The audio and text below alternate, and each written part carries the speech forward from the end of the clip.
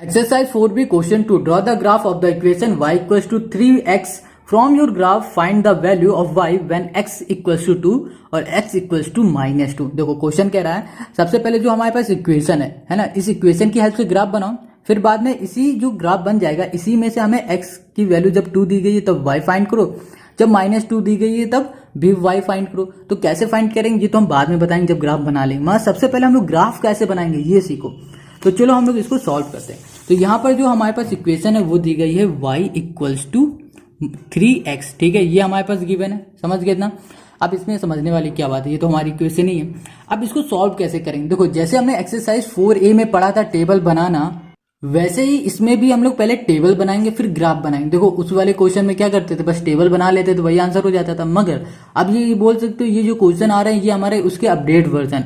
अब टेबल भी बनाना है और साथ में टेबल बनाने के बाद ग्राफ में रिप्रेजेंट करके भी दिखाना है। तो ये करना ना बहुत ईजी है, ज्यादा टफ नहीं है। देखो सबसे पहले हमारे पास इक्वेशन दी गई है तो हम लोग यहाँ पर टेबल बना लेते हैं।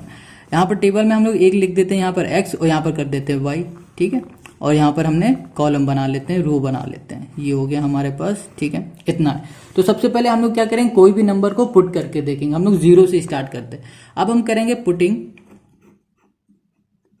x इक्वल्स टू 0, ठीक है, x इक्वल्स टू हम लोग क्या करेंगे 0 पुट करेंगे तो हमारे पास आ जाएगा y इक्वल्स टू 3। x की जगह पे हमने 0 किया तो यहाँ पर आ जाएगा हमारे y की वैल्यू 0। जब हमने x की वैल्यू 0 पुट की तो y की वैल्यू भी हमें 0 मिल गई। अब इसी तरह दूसरा नंबर हम लोग पुट करके देखेंगे। अब यहाँ पर हम लोग 1 पुट करके देख लेते हैं, ठीक है, यहाँ पर किया पुटिंग x इक्वल्स टू 1 हमने पुट किया यहाँ पर, तो हमें क्या मिल जाएगा, देखो इक्वेशन हमारी थी y इक्वल्स टू 3 और यहाँ पर x की जगह पे 1 पुट करेंगे, 3 1 से क्या हो जाएगा 3, तो y की वैल्यू हमें मिल गई 3। जब हमने x की वैल्यू 1 पुट की तो y की वैल्यू हमें मिल गई 3। अब हम लोग इसी तरह दूसरा कोई भी नंबर उठा लो यार, इस बार हम लोग उठा लेते हैं, सपोज 2 कर लेते हैं, ठीक है, x की वैल्यू हम लोग पुट कर रहे हैं यहाँ पर 2, ठीक है, 2 पुट की तो हमारे पास जो इक्वेशन है वो 3, x की जगह पे 2 आ जाएगी, 3 2 हो जाएगा 6। अब देखो यहाँ पर हमने क्या किया, जो x की वैल्यू थी 2 पुट कर दी और हमारे पास जो आया इक्वेशन y इक्वल्स टू 6 आ गया, ठीक है, इतना काफी है। आप चाहो तो 4 कर लो, 5 बना लो, कितना भी चाहो उतना कर लो, मगर 3 काफी है, 4 भी कर सकते हो, चाहो तो 1 बढ़ा लो, ठीक है, मगर हम इतने में ही करते हैं। तो सबसे पहले चलो अच्छा 4 करके दिखाते हैं। तो यहाँ पर लिख देते हैं, हमने सपोज ले लिया इस बार x इक्वल्स टू कर दिया हमने -1, ठीक है। अगर -1 ले लेंगे तो हमारे पास क्या आएगी वैल्यू, यहाँ पर y की आ जाएगा हमारे पास -3, देखो आ गई -3, सिंपल है, ये लो कर दिया यहाँ पर -3, यहाँ पर -1 लिया तो हमारे पास आ गया -3, ठीक है, कोई दिक्कत नहीं। अब इसको हम लोग अपने ग्राफ में देखेंगे कैसे इसको रिप्रेजेंट करेंगे। सबसे पहले यहाँ पर 0 0 है, ठीक है, यहाँ पर 1 3, देखो 0 0 जो आएगा वो पॉइंट आएगा हमारे यहाँ पर, ठीक है, यहाँ पर x भी 0 है और y भी 0 होता है। अब जो दूसरा है हमारा x वो है 1, ठीक है, ये 1 हमारा ये है, वो भी प्लस का 1 है ना, देखो ये प्लस का 1 है ना, और ये हमारा 3 भी प्लस का है जो ये y में है। तो x हमारा 1 है और y हमारा 3 है, इसको ढूंढते हैं। तो x हमारा 1 यहाँ पर है, y हमारा 3 कहाँ पर, यहाँ पर, तो ये कहाँ पर मिलेंगे, इस पॉइंट में ये मिलेंगे, ठीक है, समझ गए। तो इस पॉइंट का हम लोग नाम भी लिख सकते हैं 1,3। देखो एक बात हमेशा याद रखना, जो भी x होगा वो पहले लिखा जाएगा, y होगा उसे बाद में लिखेंगे। यहाँ पर 1 हमारा देखो पहले लिखा गया क्योंकि ये x है, y हमारा क्या है बाद में लिखा जा रहा है, ये 3 है ना, इसलिए ये बाद में लिख रहे हैं। अब दूसरा पॉइंट हमारा है 2 और 6 है ना, देखो 2 हमारा x है, देखो ये 2 है, ठीक है, और x हमारा y हमारा 6 है, तो ये दोनों कहाँ मिल रहे हैं, ये मिलेंगे इस पॉइंट में, ठीक है। तो इसका नाम हम लिखेंगे 2,6, समझ गए इतना। अब देखो जो तीसरा पॉइंट है वो हमारे पास है -1 -3, ठीक है, तो -1 हमारा ये है, मतलब x जो है हमारा माइनस का है और y जो है वो हमारा क्या है -3 है, तो ये हमारा मिल रहा है कहाँ, इस पॉइंट में मिल रहा है ये। अब इसको हम लोग इसे बनाते, तो इसका नाम भी लिख देते हैं, यहाँ पर लिखेंगे -1, देखो x पहले आ रहा है फिर -3 बाद में, ठीक है। अब इसमें हम लोग एक लाइन ड्रॉ कर देते हैं, तो लाइन यहाँ पर देखो हर एक पॉइंट से मिलके जानी चाहिए लाइन हमारी, तो ये हमारी एक यहाँ पर लाइन आ गई, ठीक, ये लाइन हो गई हमारी पूरी, इसको थोड़ी और लंबी कर दी, ठीक है।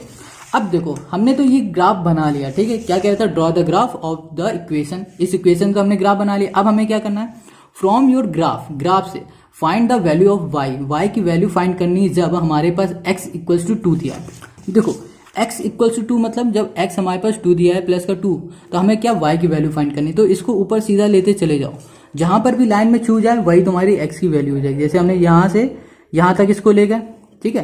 तो ये कहाँ पर, किस जगह, किस पॉइंट में लाइन में छू रहा है, इस पॉइंट में। तो ये पॉइंट कहाँ जा रही है, ये जा रही है इस तरफ, मतलब ये क्या हो गया, ये हो गया हमारे पास 6, ठीक है।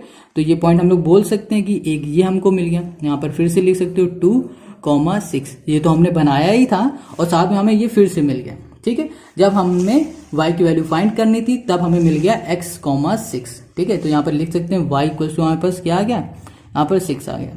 अब देखो दूसरा क्या कह रहा है कि x इक्वल्स टू -2 है, तो x इक्वल्स टू -2 हमारा यहाँ पर है। अब हमें इसी से y की वैल्यू फाइंड करनी है, तो यहाँ पर देखो सीधे लेते चले जाओ, यहाँ पर आ गया ये पॉइंट आ रहा है।